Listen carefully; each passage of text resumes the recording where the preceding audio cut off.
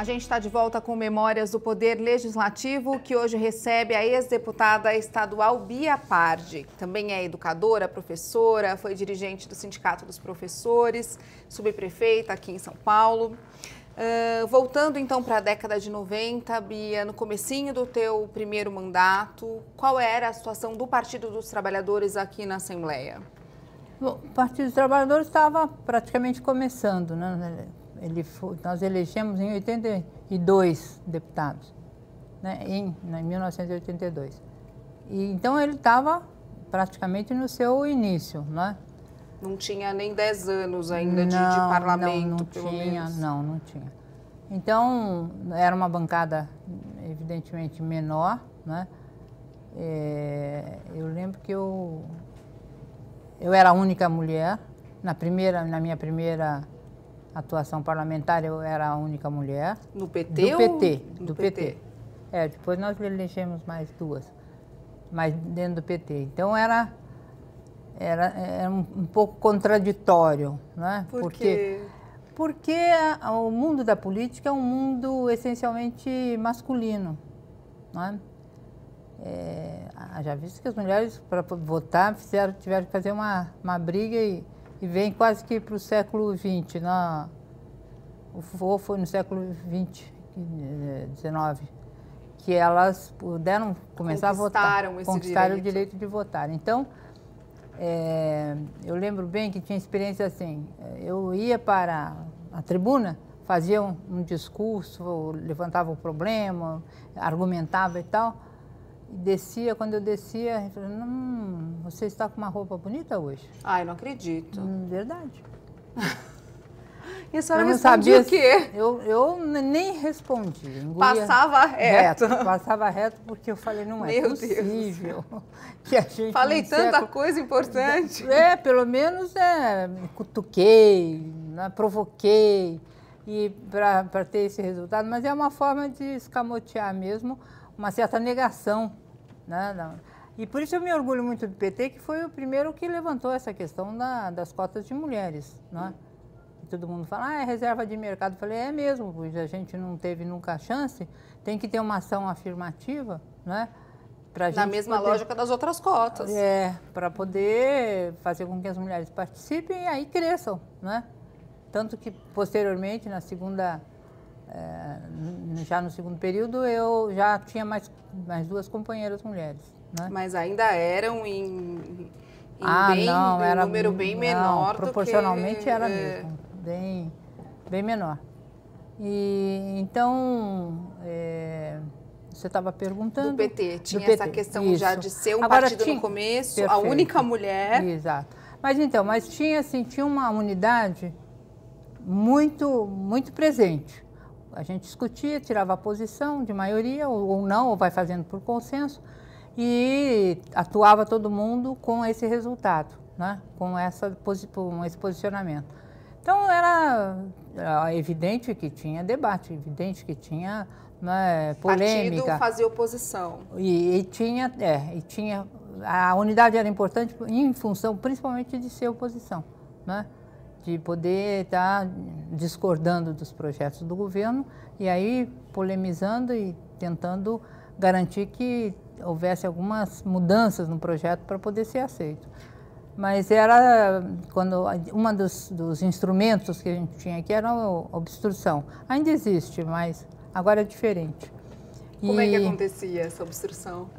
Tinha um determinado período de horas que você podia falar, então a gente se inscrevia e ia falando, tinha vários discursos que a gente fazia, isso ia até às 2, 3 horas da manhã. Eu cheguei a sair daqui 7 horas da manhã, num período de 24 horas. Para obstruir a votação de um projeto. Para obstruir, para poder tentar conquistar o direito de negociar, né? Que era basicamente isso. E costumava dar certo? Algumas vezes deu certo, mas não era tão simples assim, não era tão fácil assim, porque eram maioria, então ganhavam na quantidade, não na qualidade. Teve um determinado período do mandato da senhora que o governador era o Mário Covas, do PSDB, e isso. Como a senhora é da educação, existia um embate muito forte, né, dos professores contra o governador Mário Covas. Como é que era? Então, era isso, porque, olha, eles mexeram, tinha o problema da municipalização, que foi terrível, tinha o problema do estatuto não, da procedimento de carreira, que também estava discutindo, porque quem na época era secretária da Educação era a professora Rose Neubauer. E muito autoritário, um processo muito autoritário. A senhora batia de frente diretamente com ela, via algumas entrevistas, lia algumas entrevistas sobre essa época. A gente fazia debates, mas procurando demonstrar isso, por que não houve a experiência? Porque os professores sabem como é que acontece dentro da sala de aula, eles têm o que dizer. Então tem que ouvir, tem que discutir em cima disso, daquela parte que é a parte prática que o professor faz. Então, era difícil, não tinha acerto, não tinha... Então, você tinha que provocar mesmo para que pudesse ir para os 4 cantos do Estado, né, o que os professores estavam querendo. Então, algumas vezes, alguma coisa a gente ganhou. A gente teve um processo de discussão do Estatuto que foi muito rico, e aí a gente teve, quando o secretário era o Paulo Renato. Então, foi muito... produtivo, porque houve discussão entre a secretaria, entre o governo e a categoria. Quando havia uma abertura para o debate, essa mudança tinha mais possibilidade de acontecer. Claro. E foi muito... nós conquistamos coisas importantes nesse estatuto, à época. Então, essa foi mas era muito autoritarismo, muito demais da conta. Então, isso a gente falando em democracia, impedia a participação, o professor não opinava nem sobre o seu próprio processo de ensino, nem com relação ao livro didático, nem com relação... Nada, não discutia nada. Vinha assim, pacote fechado... Ou se aceita ou se aceita ou não se aceita, entendeu? E aí ficava uma categoria insatisfeita. Muito insatisfeita e cansada, porque... A luta também é cansativa, não é brincadeira, não. Então, isso resultava num processo dentro da sala de aula diferente de um professor satisfeito, de um professor bem remunerado, de um professor com jornadas decentes. Né? Isso reflete no aprendizado do aluno? Reflete, claro. Jornadas estafantes, à meia-noite você acha que o professor está dando o quê? Não consegue nem pensar pensar. Então, tinha que brigar mesmo por melhorar as condições. E como é que foi esse processo de militância da senhora? A senhora mesmo disse que o PT estava no comecinho, nesse engajamento no partido, pelo sindicato, por meio do sindicato até se tornar candidato. A senhora acha diferente dos tempos de hoje, dessa juventude que está entrando no partido? O processo eleitoral é diferente. É diferente porque, por exemplo, eu me sentia... Porque eu entendo a política como representação, não como profissão. Ser político não é uma profissão, tanto que eu acho que não pode ter 500 mandatos. Tem que ter um número X pequeno de mandatos, inclusive porque a experiência tem que ser feita por muita gente, né? Então,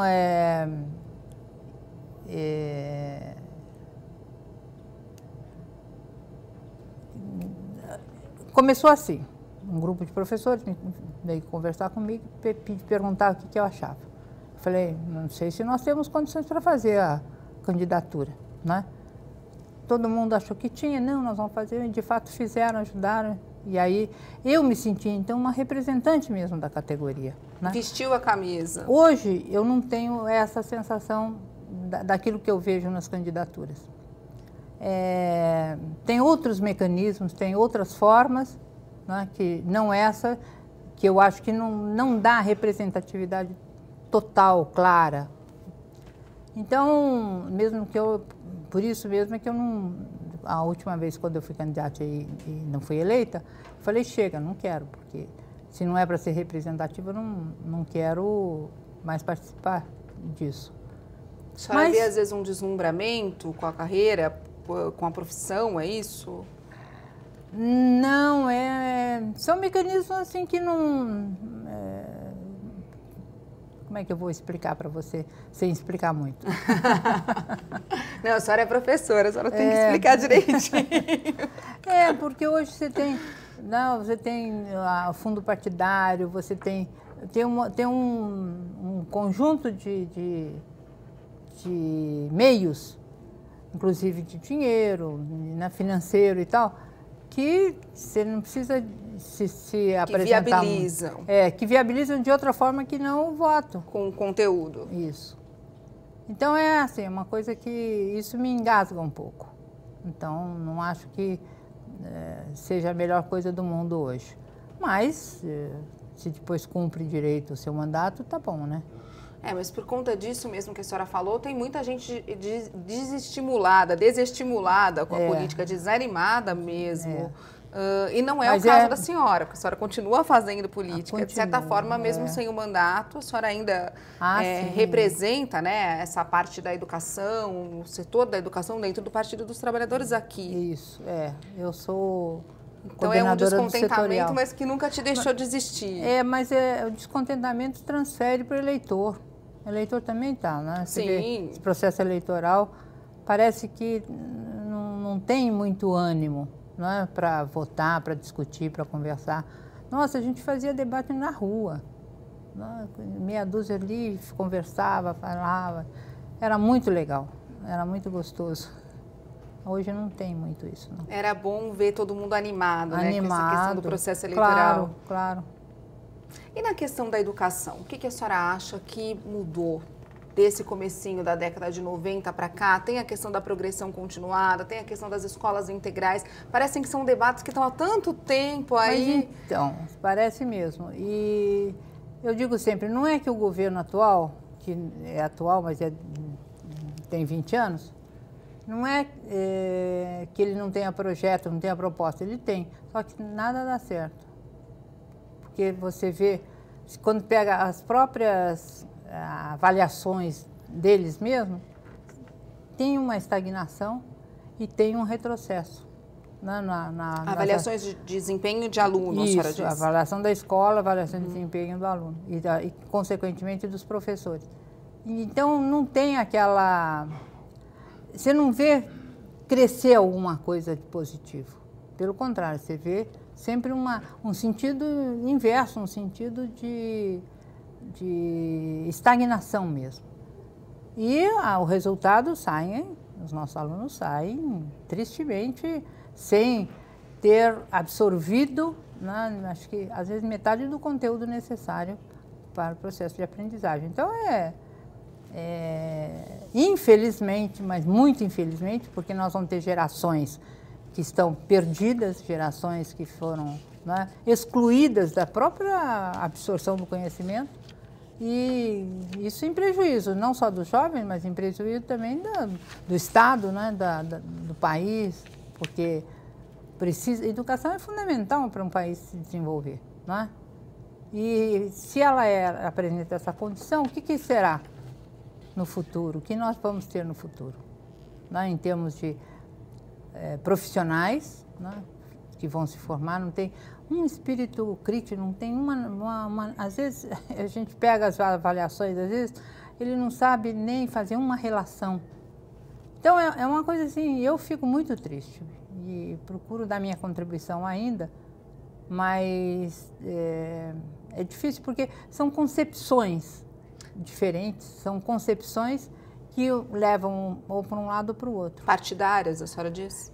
Não é só... É partidária porque os partidos absorvem, mas elas são concepções de mundo. São concepções enfim, globais.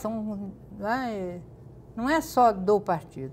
E a discussão, o debate que a senhora valorizou tanto e me contou tanto, estacionou em determinado momento? Você sabe que até tem. Mas tem para nada, porque outra armadilha da não democracia, que é exatamente aparentar um processo democrático e, na realidade, não se concretiza isso, né? Então, é uma falsa democracia. Então, é uma tristeza, porque tem que continuar brigando ainda.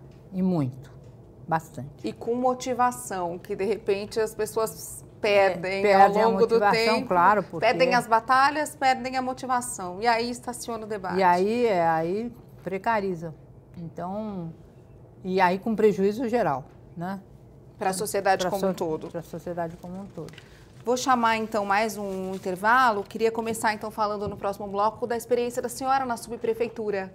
Uma experiência que foi bastante diferente, imagino, do que o parlamento. Tão rica. Vamos contar já então essa experiência aqui no Memórias. Não sai daí, até já.